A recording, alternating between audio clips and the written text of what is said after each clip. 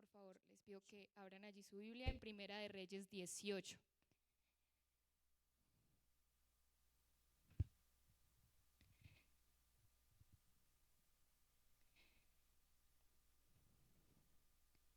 Primera de Reyes 18.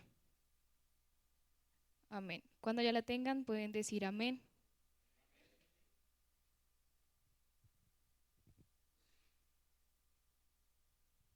Vamos a leer allá en el versículo 20. Y de todo ese capítulo, solamente quiero que leamos un momento.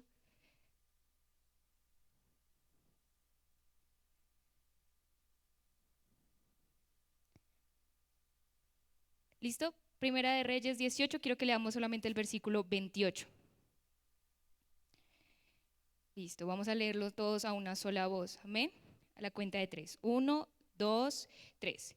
Y ellos clamaban a grandes voces y se zanjaban con cuchillos y con lancetas conforme a su costumbre hasta chorrear la sangre sobre ellos. Amén. Ya pueden sentarse, hermano. Para algunos de ustedes ya es conocida la historia del profeta Elías allí en el monte, cuando se enfrenta a los profetas de Baal, ¿verdad?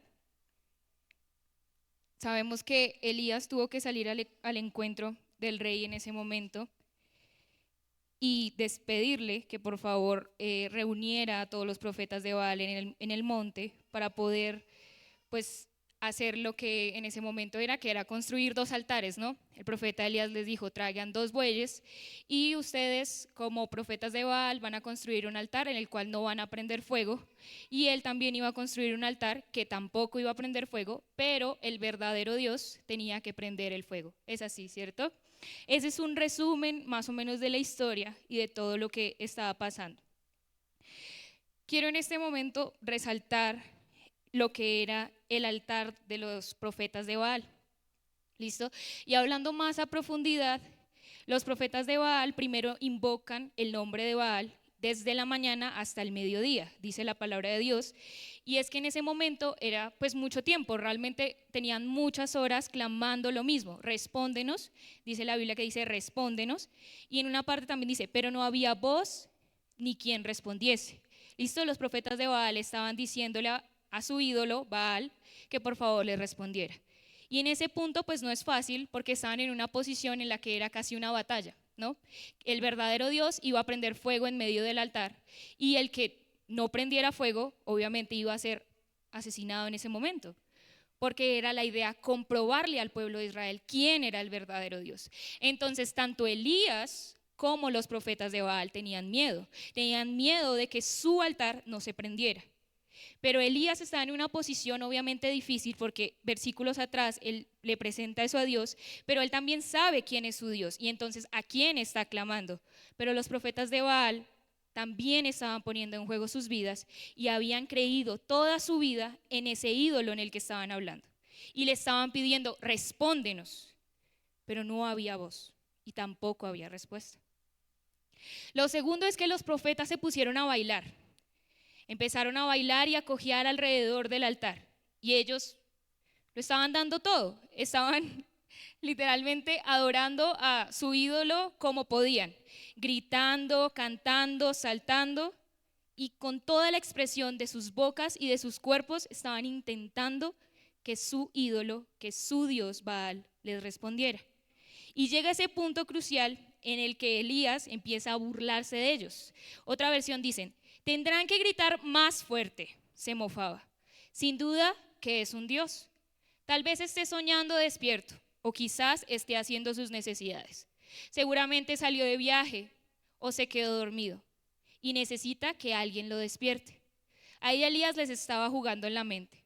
Les estaba diciendo, griten más fuerte, como si los profetas de Baal no hubieran estado gritando desde por la mañana fuerte, que por favor Baal les respondiera. Luego les dijo, se quedó dormido. Y usted podría imaginarse el desespero de los profetas de Baal en ese momento. La pelea era importante. Ellos iban a morir y necesitaban demostrar que ese ídolo en quien creían era el Dios verdadero. Y obviamente la guerra la tenían perdida, porque el Dios verdadero era el Dios de Elías. Pero al mismo tiempo, no quiero poner a los profetas de Baal como los pobrecitos de la historia, pero sí quiero que ustedes dimensionen el contexto de lo que estaba pasando en sus corazones, de lo que podía estar pasando y el desespero que ellos estaban sintiendo, porque luego más adelante dice, así que ellos gritaron más fuerte y como acostumbraban a hacer, se cortaron con cuchillos y espadas hasta quedar bañados en sangre. Gritaron disparates toda la tarde hasta la hora del sacrificio vespertino, pero aún no había respuesta y ni siquiera se oía un solo sonido. ¿Qué llegaron a hacer? El desespero los llenó a tal punto de que tenían que cortarse. Y no era algo que hacían esa vez porque entraron en desesperación, no, lo hacían seguido porque acostumbraban cortarse, acostumbraban herirse, acostumbraban llenar de sangre el altar para que su Dios les contestara. Y leer esto parece muy extremo. Realmente, si usted se pone en la posición de los profetas de Baal, qué extremista llegar a cortarse, llegar a derramar sangre solamente para que pues su Dios le responda. Pero vuelvo y le digo, estaban jugándose la vida. Y es más curioso porque lo que acostumbraban, eso quiere decir que lo hacían muchas veces, lo hacían constantemente. Investigué un poco y en pocas palabras lo que acostumbraban estos profetas de Baal, los cananeos, y allí era que cuando ya llegaba a un punto del altar, se cortaban para que Dios se compadeciera de ellos. Ellos no querían cortarse como ofreciendo parte, pues sí, como de ofrenda, sino también que Dios sintiera lástima, que su ídolo sintiera lástima. Prácticamente esperaban que la lástima moviera el amor de Dios, el amor de su Dios, el amor de su Dios Baal. Necesitaban llamar la atención de su Dios con su propia sangre, irrumpiendo su propio cuerpo, poniendo en peligro sus vidas para recibir la mirada de su deidad. Para estas culturas se llegó a tal punto que autolesionarse demostraba el desespero y la absurda ansiedad que sentían como un grito de ayuda para su Dios. En el caso de los Baales, era su última carta, causar tanto pesar a su ídolo que él notara e hiciera prender fuego en ese altar en el que tenían. Vemos más adelante que gritaron disparates toda la tarde hasta la hora del sacrificio. Y los profetas de Baal no tenían un Dios, ellos tenían un ídolo, tenían un muerto al que adoraban. Porque el verdadero Dios acepta cada una de las cosas que hicieron los profetas de Baal. Pero erróneamente lo hicieron a Baal y erróneamente se lastimaron a ellos mismos para agradar a Baal. Lo primero, invocaron el nombre de Baal. Y nosotros conocemos muchas historias en la Biblia, ¿verdad? Donde invocar el nombre de nuestro Dios, el verdadero Dios, el nombre de Jesús, trae consigo obras y milagros increíbles. En Hechos, más Pedro dijo, no tengo plata ni oro, por lo que tengo te doy. En el nombre de Jesucristo de Nazaret, levántate y anda. Y tomándole por la mano derecha le levantó, y al momento se le afirmaron los pies y los tobillos, y saltando se puso en pie y anduvo. Y entró con ellos al templo, andando y saltando y alabando a Dios. Amén. Así que el nombre de Jesús tiene poder.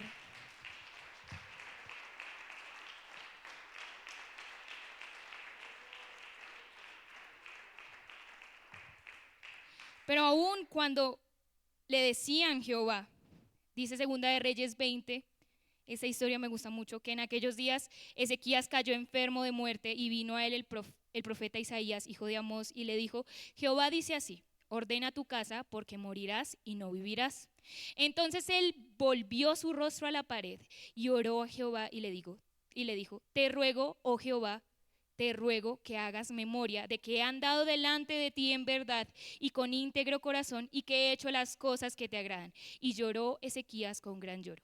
Y antes, dice la Biblia, y antes que Isaías saliese de la mitad del patio, antes de que el profeta se fuera, vino palabra de Jehová a Isaías diciendo, vuelve y di a Ezequías, príncipe de mi pueblo, así dice Jehová, el Dios de David tu padre, yo he oído tu oración y he visto tus lágrimas. He aquí que yo te sano. Amén. Aún no estaba Jesús, pero Ezequías conocía a su Dios y le pidió a Jehová que por favor le sanara. Y es muy lindo porque él dice, y he visto tus lágrimas. ¿Listo? Los profetas de Baal, nadie les veía las lágrimas. Nadie les podía entender el dolor. Alabar y danzar era lo otro que hacían los profetas de Baal, ¿verdad? Hebreos 13:15. Así que ofrezcamos siempre a Dios por medio de él sacrificio de alabanza.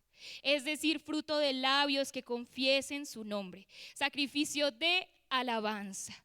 No había que cortarse, no había que derramar sangre. Es suficiente un sacrificio de alabanza para que nuestro Dios nos escuche. Y es que hay que ofrecérselo porque nuestro corazón está dispuesto a ofrecer un sacrificio de alabanza. Y tenemos un Dios que nos escucha. Salmos 30:11. Has cambiado mi lamento en baile, desataste mi cilicio y me ceñiste de alegría. Cuando es al verdadero Dios al que alabamos, en medio de la oración, en medio de la alabanza, en medio de la adoración, allí es donde tú das ese sacrificio al Dios verdadero y cambia tu dolor. Y puede que le hayas pedido hace 3 días, hace un mes, hace un año, Señor, respóndeme. Pero ¿sabe cuál es la diferencia con los profetas de Baal?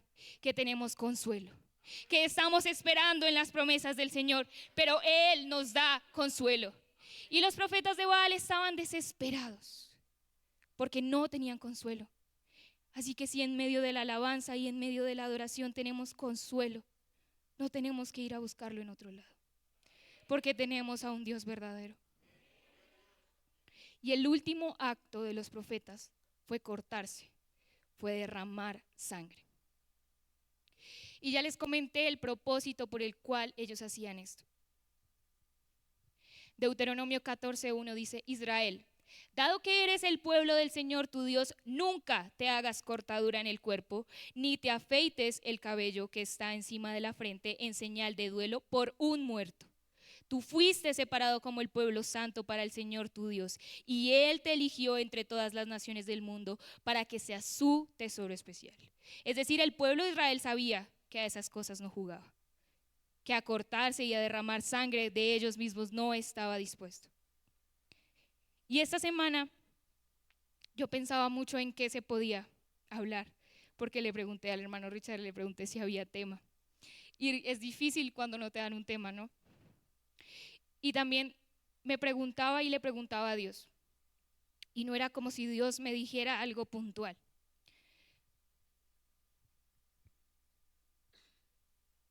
Yo solo sentía que estábamos desconectados en este lugar. Y perdimos la atención de nuestro Dios. Y es que es fácil, porque cada domingo y cada sábado que veníamos a esta casa, todo lo que pasaba en nuestras vidas diarias ya juega con nuestra mente, ¿es verdad? Y luego era una sorpresa nueva en la iglesia cada domingo o cada sábado. Y era mucha información para nuestras mentes y para nuestros corazones, y perturbó y dañó. Y nos preguntábamos cada día y cada momento, ¿por qué está pasando esto? Y llegábamos a la iglesia y antes de que empezara el culto era una nueva historia por contarse. Y obedientes íbamos a orar y luego empezábamos el culto como si nada estuviese pasando. Y se me hizo difícil venir a este lugar y sentir a Dios, porque mi atención y mis pensamientos no estaban en Dios. Estaban en todas las situaciones que ocurrían aquí. Y luego tenía que ir allá a donde me hago, orar y pedirle que necesitaba sentirlo. Y subirme aquí y colaborar con la alabanza. Y muchas veces subir y darle clase a los niños. Al domingo siguiente eran las voces que nos decían: es que nos vamos a ir de la iglesia, es que tienes que irte de la iglesia, es que tal y tal cosa. Y más duda se sembraba en medio de nuestros corazones. Y luego el siguiente domingo la otra situación, y así cada día.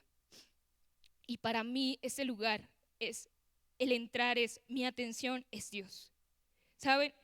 Y no es en vanagloria y no es porque yo quiera que ustedes piensen eso de mí, es porque sé que es así para muchos de ustedes. Es que allá afuera la vida es caótica, es que allá la vida es llena de responsabilidades, de cargas, de metas, de frustraciones, de tristezas, de alegrías, de sube y baja. Pero cuando entras a este lugar, solo quieres sentir la presencia de Dios. Quieres llegar y saludar a tu hermano, quieres llegar y saludar a tu hermana.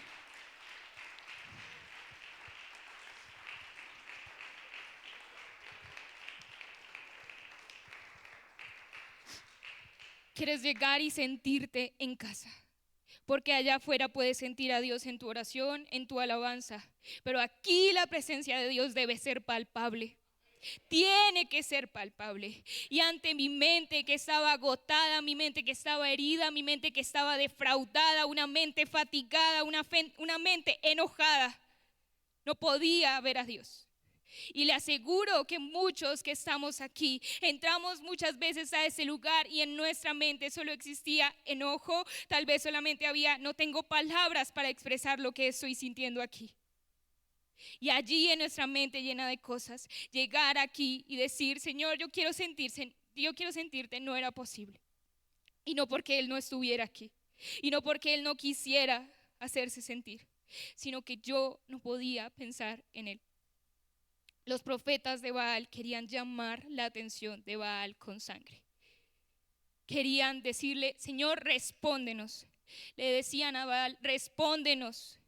Y se cortaron. Pero esta semana el Señor me hacía sentir algo que ya todos sabemos, algo que ya todos tenemos presente, pero me hacía sentir que era lo único que debíamos aferrarnos. Y era que nosotros tenemos nuestra propia sangre, el propio sacrificio derramado, porque Él fue maltratado y humillado. Y ni siquiera abrió su boca. Como cordero fue llevado al matadero, como oveja que enmudece ante su trasquilador. Ni siquiera abrió su boca. Después de aprenderlo y juzgarlo, le dieron muerte.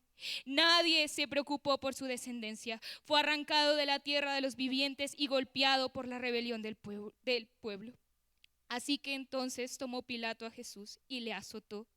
Y los soldados entretejieron una corona de espinas y le pusieron sobre su cabeza y vistieron con un manto púrpura y le decían, salve, rey de los judíos, y le daban de bofetadas. Otra parte de la Biblia dice, sin embargo, uno de los soldados atravesó con una lanza el costado de Jesús y enseguida salió sangre y agua. Y es que guardamos eso en nuestros corazones como cristianos de mucho tiempo. Dios dio la vida por nosotros. Y es una frase repetitiva, pero no sé si en este punto tú y yo la tenemos clara. Y es que Dios dio su sangre por salvarnos. Y es que Él, en lugar de esperar que tú llames su atención, de que tú derrames hasta lo último de ti por Él, decidió llamar tu atención primero. Y Él es el que derramó la sangre para que tú le vieras a Él. Su sacrificio es el acto de amor que siempre nos va a tener atentos a su presencia. Por eso nuestro Dios es quien nos llamó. Dice la Biblia, nosotros le amamos a Él, porque Él nos amó primero. Cuando nos falla la atención en nuestras vidas, solo tenemos que recordar la cruz. Y ahí tenemos a nuestro Dios verdadero. Él no pide nada de nosotros, solo dejemos atraernos por Él nuevamente. Si me falla la atención por poner mi mirada a otro lugar, a otra cosa, cuando entro aquí, y es que es verdad, no somos los mismos de antes, pero también gracias a Dios porque no somos lo mismo de antes. Y por eso y por cada cosa que viene, siempre nuestra mirada debe estar en la cruz, en su amor, en su sacrificio, porque ese es nuestro consuelo.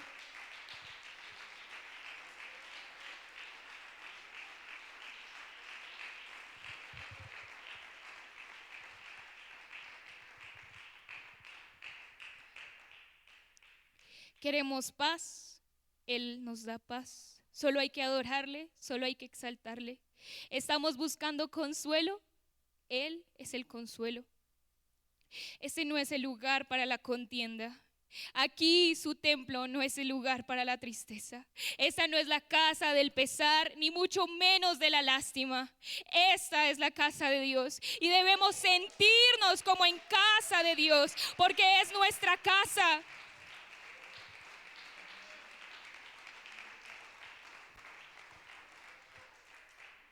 Debemos sentirnos como en casa de Dios. Hay una alabanza que dice: Señor, tú provees el fuego, yo el sacrificio soy. Señor, tú me das tu espíritu, yo abro hoy mi corazón. Y es que lo que hicieron los profetas de Baal estaba erróneo porque era para Baal. Y estaba erróneo porque fueron ellos los que se lastimaron. Pero no, para levantar nuevamente nuestro altar, tenemos que decirle al Señor: Señor, yo te doy mi alabanza.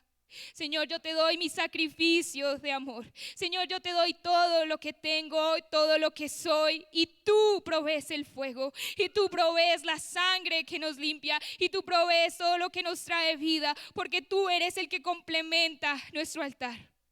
Porque Él es el único sacrificio de muerte y de sangre que necesitamos. Cuando el rey David se equivocó, él le dice al Señor: no quieres sacrificio, que yo lo daría. Y era el rey David diciéndole: es que tú ya no quieres nada de lo que yo puedo dar. Y luego el Señor le dice, él le dice al Señor: pero al corazón contrito y humillado, ¿no despreciarás tú? Amén. No le podemos dar ningún sacrificio que no sea nuestra alabanza. Aquí dice: porque no quieres sacrificios, que yo lo daría. No quieres holocausto. Los sacrificios de Dios son el espíritu quebrantado. Al corazón contrito y humillado, no despreciarás tú, oh Dios. Yo quiero invitarle a que en esta noche usted se ponga en sus pies. Y realmente mi propósito es que juntos podamos levantar un altar a Dios. Los altares en la Biblia siempre están después de experiencias importantes con Dios. Noé levantó un altar, Abraham levantó un altar, Isaac levantó un altar. Pero Elías no estaba construyendo un altar nuevamente. Elías estaba restaurando un altar. Estaba reparando un altar que estaba derrumbado. Y yo no sé qué tipo de altar tienes tú.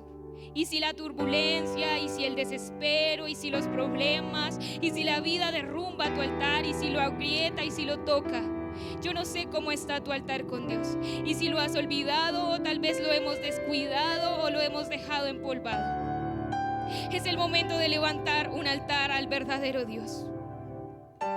Y aún más cuando sabemos que Él es el que completa el altar. El profeta Elías le dice al pueblo: acérquense a mí. Y él empezó a reconstruir el altar. Y cuando vino el fuego sobre el altar, no quedó nada. Cuando tenemos a Dios en nuestro altar, Él va a consumir y Él nos va a llenar de su presencia. Tú y yo somos quienes invocan su nombre. Tú y yo somos quienes alaban su nombre. Tú y yo somos quienes danzan, somos quienes proclaman, somos quienes piden. Pero Él es el que da la sangre para el altar. Él es el que llama la atención de nosotros primero. No necesitamos nada más. El Dios Todopoderoso no necesita que tú siempre estés triste, que siempre estés diciéndole: Señor, ten lástima, ten piedad de mí. No, Él necesita que le alabes. Él necesita una alabanza tuya.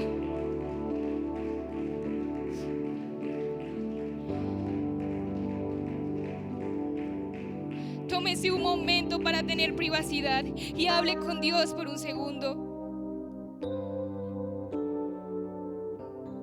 No se preocupe en ese momento qué puede ser verdad, qué puede ser mentira. Esta noche se trata de levantar un altar al verdadero Dios. Esta noche se trata de que Él vuelva y tome su lugar en esta casa. Vuelva y tome su lugar en medio de cada uno de nosotros. Oblíguese a tener un encuentro con Dios. No haga reproches, no haga una oración para decir sus inconformidades. No es una oración para decirle: Señor, ayúdame. No. Es levantar un altar delante de Él. Es decirle: Señor, tú eres la medicina que necesito. Tú eres la única cura para lo que tengo. Redimes todo lo que se perdió, todo lo que pudo haber sido. Ese es tu amor curativo. Tú eres mi amigo verdadero, el que se queda conmigo aún en medio de la noche cuando estaba allí por terminar. Consuelas mi corazón hasta que amanece de nuevo. Ese es tu amor fiel. Tú eres el Padre eterno, tú eres el príncipe de paz, eres Emmanuel, Dios con nosotros. Tú estás aquí conmigo, eres un consejero. Tú eres la última palabra, tú decides cuándo pasar cada página. Yo confiaré en tu tiempo, descansaré seguro en tu amor. Levanta tu altar. Es un altar que tiene que demostrar que aquí está el verdadero Dios. Es un altar que tiene que consumir hasta la última gota de agua. Es un altar que le decimos: oh Señor, Dios de Abraham, de Isaac, de Jacob, demuestra hoy que tú eres Dios en Israel y que yo soy tu siervo. Demuestra hoy que tú eres Dios de pactos, que eres Dios de este lugar, y demuestra aquí, oh Señor Jesús, que tu presencia está aquí, que podemos sentirte, que yo soy tu siervo. Solamente manda tu fuego que consume, Señor Jesús.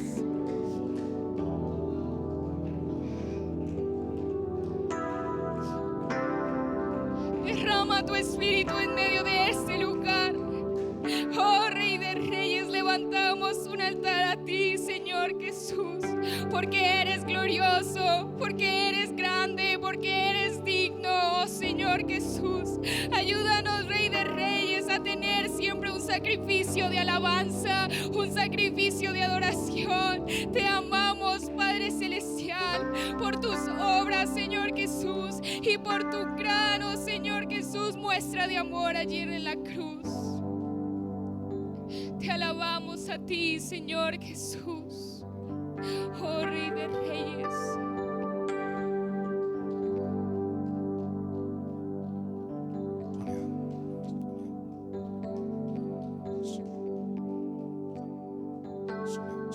Sí. Y al estar aquí